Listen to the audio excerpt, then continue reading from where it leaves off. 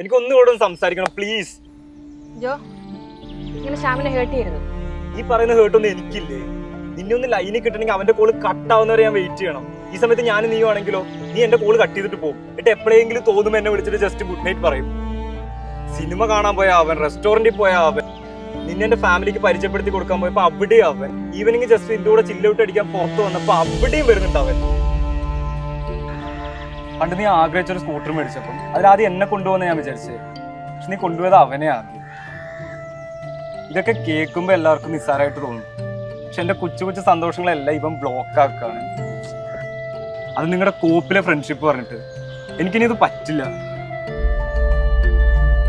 ഇനിയും ഞാൻ പോയില്ലെങ്കിൽ നാളെ മാരേജ് കഴിഞ്ഞ് ബെഡ്റൂമിൽ നീ ഇവനെ ആലോചിച്ചെന്ന് ഞാൻ കാണേണ്ടി വരും.